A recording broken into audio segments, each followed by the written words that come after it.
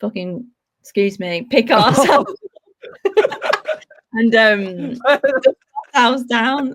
I'm sorry for any kids.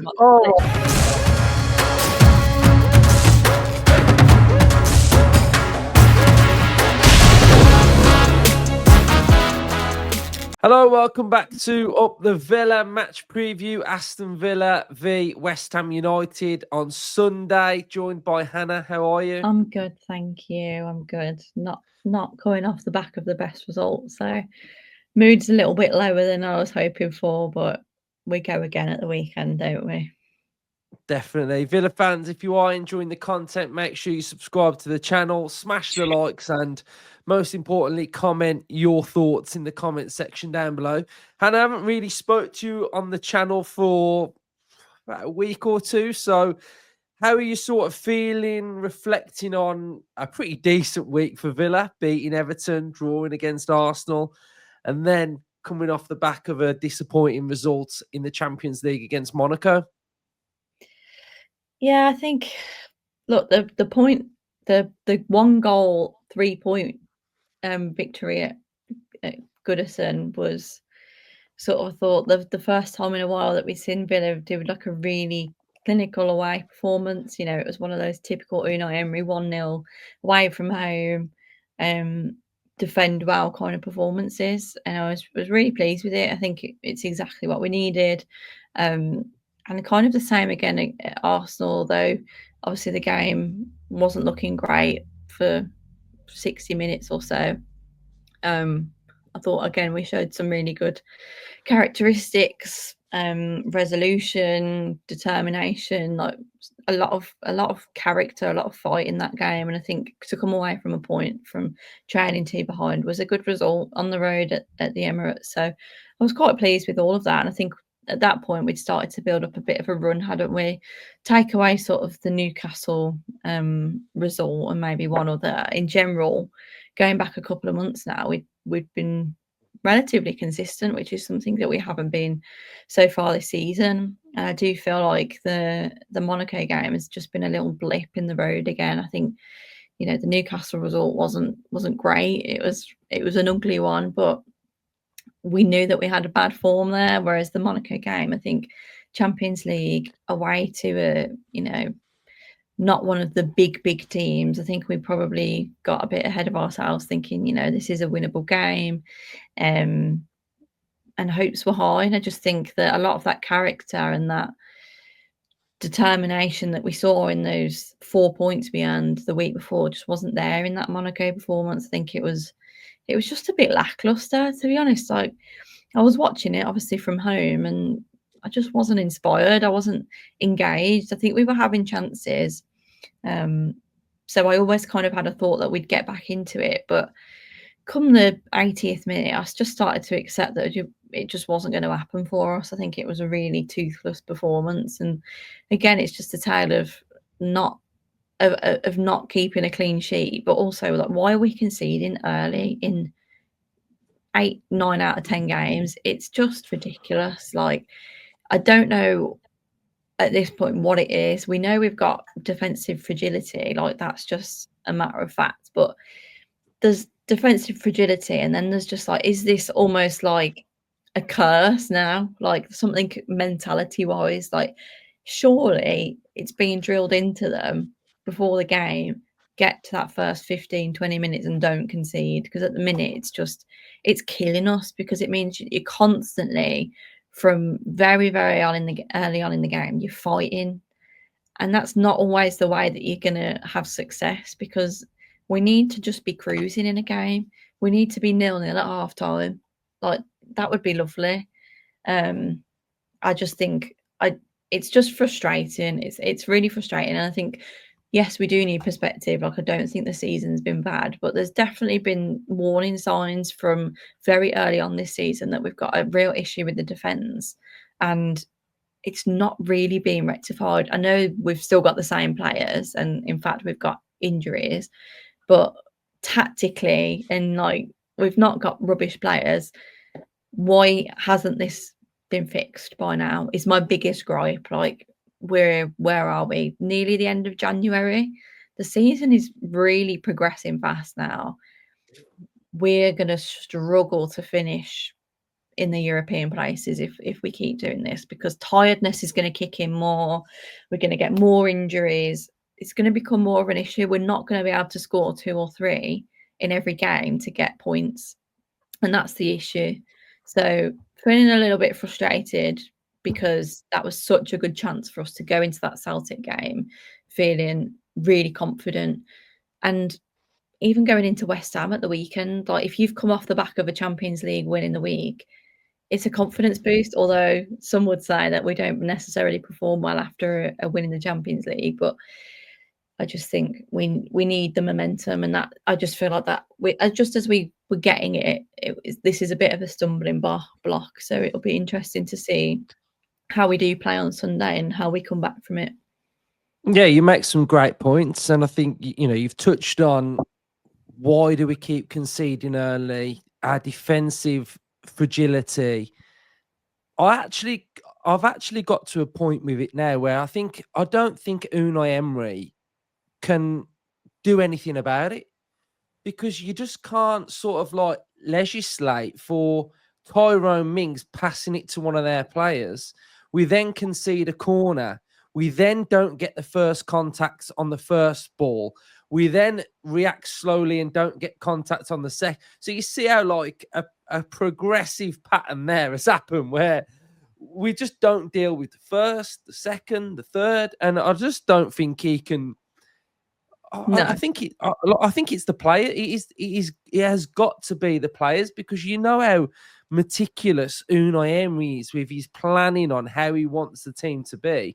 And I just yeah, think a lot of these goals that we're conceding are basically errors that are leading to goals, which is a big problem. And then the only way you can rectify that is by replacing and getting better players, because yeah, for whatever reason this season, and I've said this all season, it doesn't matter what combination, whether it's Digne, Pau, Konsa, Carlos, Digne, Mings, Konsa, it just you got what I'm saying. Whatever the combination, it's the same fundamental problem. yeah. And I think you do make a good point, because I think for quite a while I've sort of accepted that the errors lead into goals, but when you sit back and think about it, there's not been many an occasion this season where we've conceded, especially like some of these silly, like really early goals or late goals that are real game changers. I don't feel like many of them have come from the way we've set up. Like it's not a big gaping hole that we've had in the midfield and we've just been torn apart. Maybe on some occasions, but genuinely for the most part, it's been because someone's just passed it like into an opposition player, or we've not cleared it. Like we've been playing out from the back and we've just been faffing basically, like silly errors. And that's why I think it's been frustrating, is because you kind of by the end of the game you're thinking, if only like Mings didn't make that pass, if only. It's not like you get into the end of the game you're thinking, oh, we were terrible today, like we were torn apart. You're just thinking, if only we didn't do that one thing or that one or two things, and we would have got a point, or we would have got 3 points. So it's the fact that it's almost those fine margins that we know these aren't bad players. Konza, Dean, Cash, Carlos, Pau were all here during a sensational season last year. So you don't instantly lose that ability. You don't instantly become rubbish. You don't instantly not believe in the manager. There's just either a lapse in concentration or just like something in the back of the players' heads that think that, like, it's almost like they think, oh gosh, we always concede early. I don't know what it is, but it's immensely frustrating because, like you say, whatever Unai Emery does, he can't help the fact that a player doesn't clear a first or second ball. Like that's up to them on the pitch. So that's why it becomes really frustrating, because there's not something that he can tweak in the dressing room and fix that. It's like a fundamental issue with this team at the moment, and you just can't see where the change is going to come from at the minute. No, and that's why I say I think it's like player basis on what can come in and what can change that way. So, how Emery was very frustrated after the Monaco game. How do you feel like he's at the minute? Like, what do you feel like his mood is like? I mean, that interview he did post match was probably the grumpiest I've seen him. But even pre-match, there were murmurings that he was a little bit grumpy and he didn't want to answer transfer questions, which, take with a pinch of salt. But he definitely seems frustrated. He's always been like a relatively calm person, hasn't he, in media situations. But the time that you see him come to life is on the touchline. And you can see the frustration in him when we're conceding goals. I think it's the same as how every fan feels watching it. But there's definitely an element where you kind of watch him and you're thinking you're getting really cheesed off here.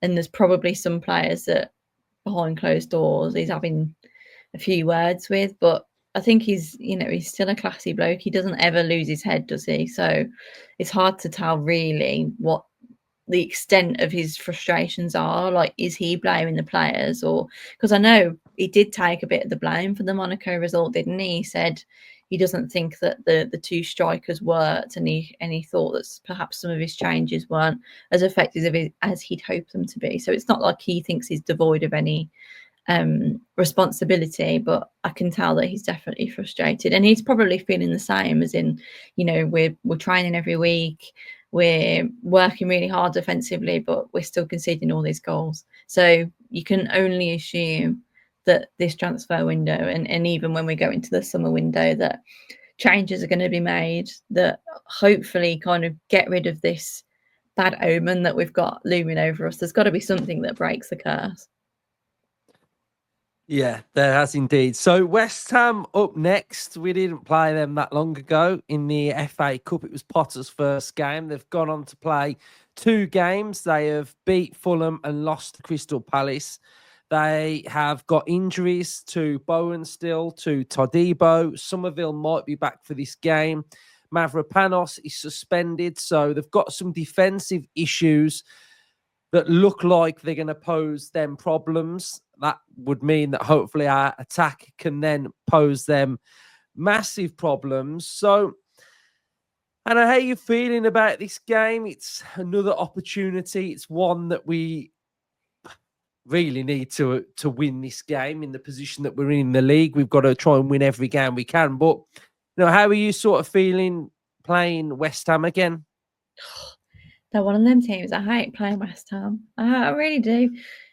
For a while, it was because we always seem to lose, and now it's just because I find them really dull. And I'm sorry, because there will inevitably be West Ham fans that watch this. Didn't you drop a bomb in there for the last one that you did as well? You said something about one of the opposition teams. And, probably. Yeah, you've I think dropped I one called, there as well. pants. I think I I called them think you pants. did, yeah. Someone in the comments appreciated that, so I'll Yeah. say it again. They I are think pants. was it West Ham? I think it I was think it West Ham was. actually. That might have actually been the last episode I did. Either way, look, I like Potter as a manager. I think the philosophy that he's eventually going to try and instill in this team will be a good one, and will hopefully be what the West Ham fans are looking for. But I think at the moment he probably doesn't have the resources, the time to kind of make those changes that are going to really kickstart a kind of second half of the season for them. I think. I mean, Palace are on a decent bit of form. They're not having too bad of a season at all. But, a loss to them would have been a bit of a killer when they were off the back of a victory and hopefully looking up. So, I mean, it's just one of those games. It's 4:30 on a Sunday. I mean, it's better than the 5:35 that we've got against Spurs coming up, but 4:30 on a Sunday is always just a bit of a stale time to be playing football.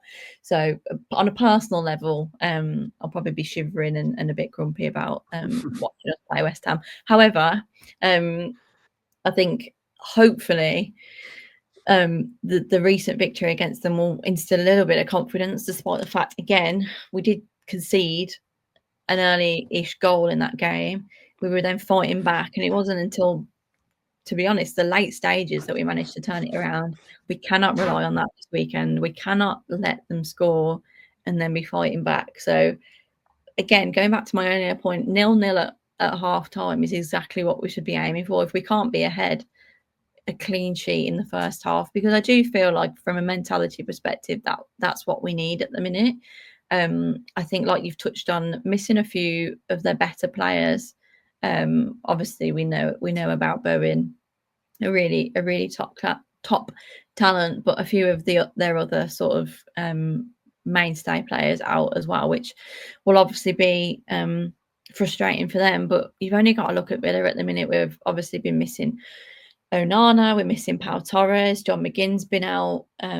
So we're struggling as well with injuries, particularly sort of in the more defensive positions that perhaps, you know, those workhorse type players that we need. So I don't think for a second, again, this is going to be an easy game. I think we've notoriously struggled against them in many occasions in the last few seasons. But I think, like you've touched on, an opportunity. That's how we should look at every game. The table remains so tight. Like, you think a team's pulled away. Like, for a few weeks, it was Chelsea, wasn't it? Chelsea were like, yeah, they're going to get top 3 or 4.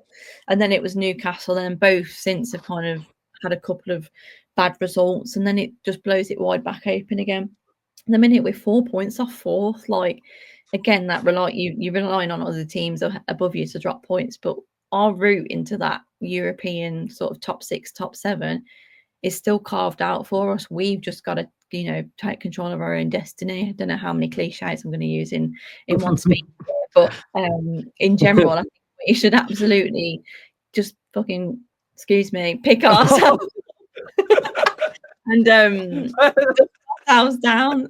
I'm sorry for any kids. Oh my God, Govan, you've absolutely got in there. I think, do you know what it is? Because I'm getting impassioned and I feel like I'm just chatting about the football. So sorry. I love it. I think we just need to effing dust ourselves down.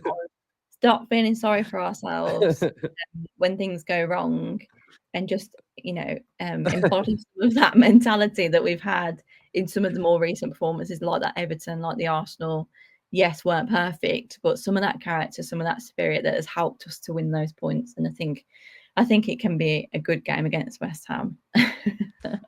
I think you should give the team talk before the game. You'd fire them up and stick a rocket in them.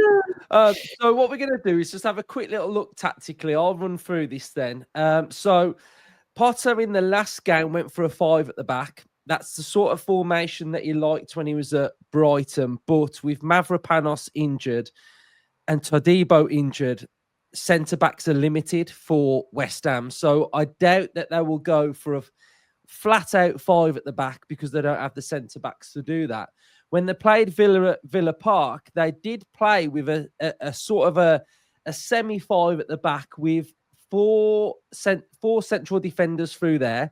And then what they've got is they've got Somerville, who was tucking in and making a 5 at the back. So that's something that I think they probably will do against Villa at the weekend. What you will find with that as well is that they will then have 3 in central midfield with a front 2, whether that's Paqueta or it's Kudus. It could be Soler in there. It could be anyone within that front line, but it would probably be Kudus and Paqueta. What you can see from this is something that we saw at Villa Park, and it's their ability to allow width out wide. So with the width out wide, they're comfortable for the ball to go out wide, and the area that they want to control is this area through there. So that's a C for control. So the control area is the width of the 18-yard box. That's the area that they don't want Villa to be able to play through. So Potter obviously knows that that is an area that Villa are very, very good at and want to play those vertical passes through there centrally. So again, what we're going to see is we're going to see Tyrone Mings with time on the ball.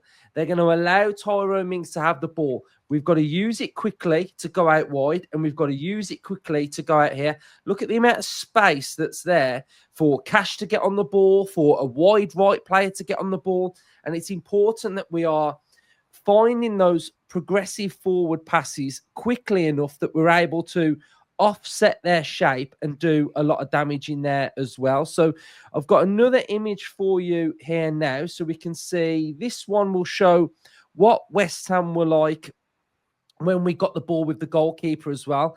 And what you can see is what teams are starting to do against our double pivot. So if we have a look now and you can see our double pivot through there, we've got the two forward players that are shutting out our double pivot, stopping the ball going through there. But then we have got opportunities to find wings again and to find our centre backs. So it's important that the double pivots, one of them moves out the way, tries to come and receive the ball, but it's also important that there are no loose passes into that area, because what you can see is that there's four players as a box midfield inside our double pivot. So you lose the ball there, you are in massive, massive danger. So that's an area that I've looked at, and a lot of teams are doing that against Villa. So we've got to make sure that we are utilising the ball well in there as well. And then finally, when Villa do have the ball, again, we can see from this graphic again that when Kamara went into that sort of centre-back role, that there's space for him out there. There's space out wide again. They're still very central when they've got the five at the back as well. So we've just got to make sure that we are using the width really well, because this is the exact same setup that I think we're going to see on Sunday. So, Hannah, what we are going to do now is we are going to predict the Villa lineup, and I'm going to allow you to have free reign. So you're going to be able to do the whole thing. I've got an idea, but I'm going to let you do it. So run through your whole team. Okay. So I am probably going to stick with a Cash Dean fullback combination. I don't know if I need to explain that. I just think at the minute, defensively, probably the best option. Although maybe we could debate the Maatsen addition, but I just think defensively, Luca Dean is probably a bit better. And I also think, going back to was it the Arsenal game where Luca Dean put that ball in for the goal, one of the goals. If we're talking about trying to use the wide area as well, when they're playing quite narrow and central, having a player like Luca Dean that can make those deliveries out wide will be important. And then Cash, Konza and Mings centre back again. Don't really have an option, to be honest. Obviously Powell's still out and Carlos has gone / on his way, so that's my back four. I don't know if you'd debate any of those. No, I'm happy with that. I think we started Maatsen, didn't we, in the first West Ham game? So yeah, I think Digne is our strongest option.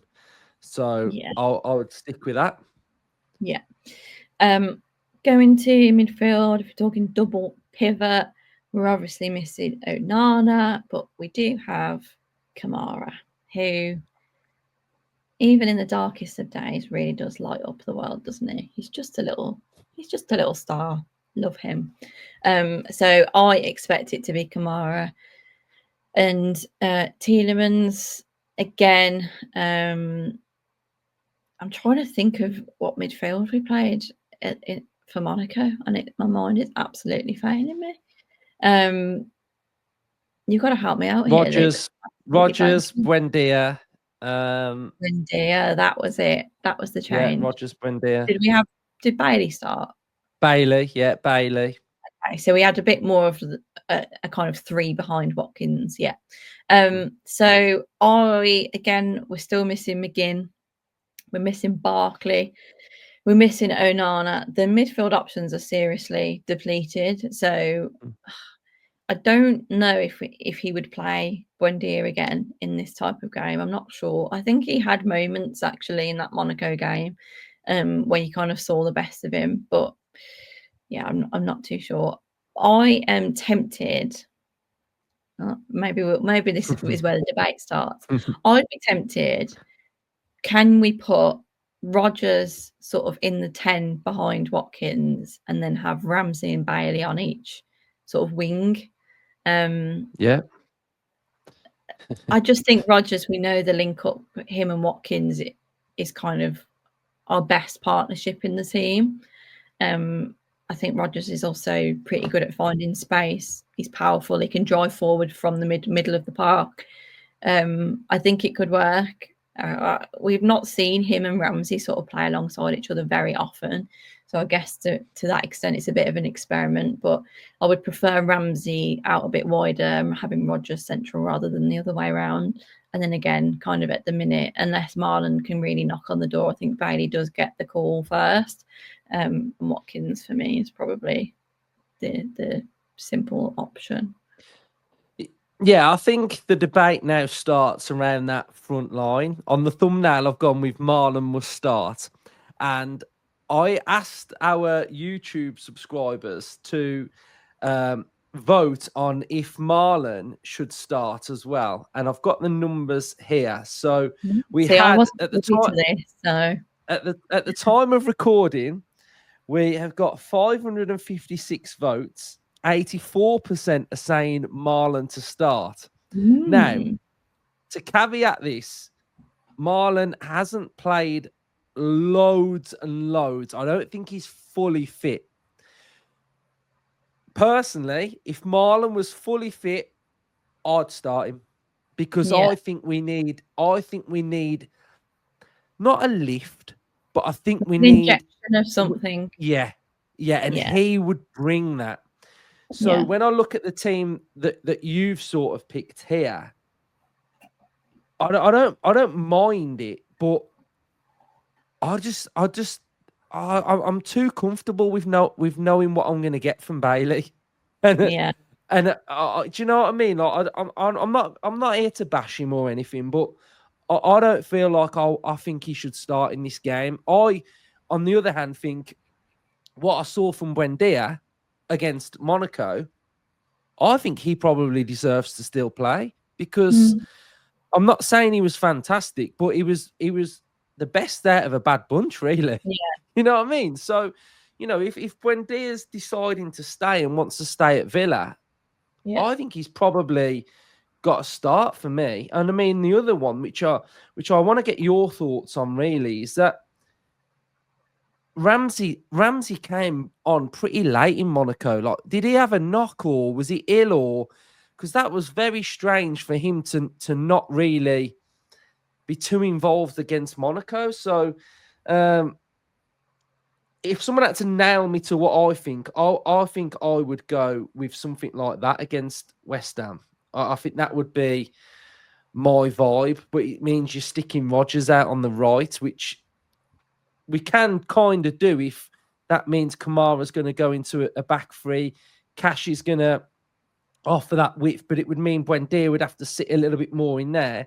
And then Rodgers can then go and sort of offer that sort of support to Watkins. So that's something that we saw against Everton, but it would mean that probably Tielemans has got to drop in there. Buendia's got to be a little bit more of a central midfielder, really. But I think that's probably something like what I think it might be. But I mean, what are your thoughts on Marlon starting?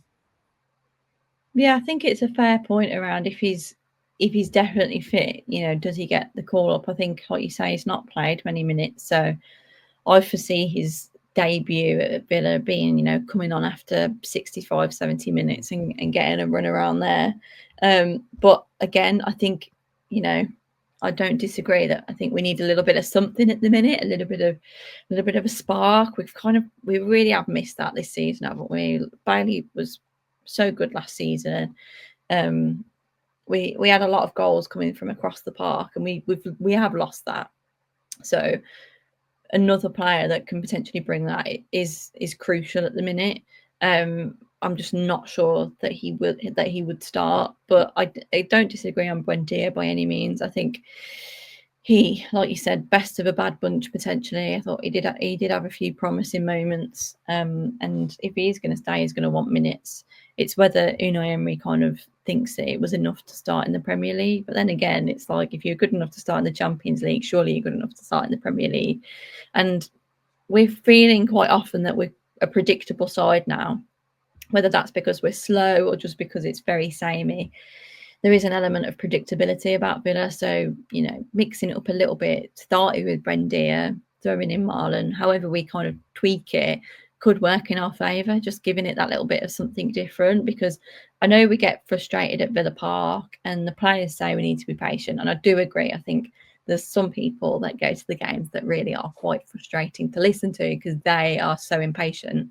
But there is absolutely some truth in it that we can be a very slow and lethargic team. Sometimes in the build up, we've gone from being quite an electric attacking side to sometimes being really laboured. So injecting someone like Buendia that will run, like, you know, no matter what, Buendia is going to absolutely run his socks off and run into players and really try and find that cut through ball. That's what his specialism is.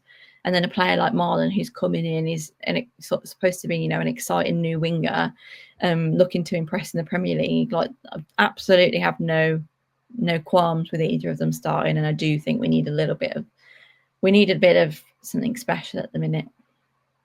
Yeah, I'm with you. So I think we've talked ourselves into Buendia starting because, again, I get frustrated when sometimes this happens where players do something quite well and then they're just out the team. And you know, Yeah.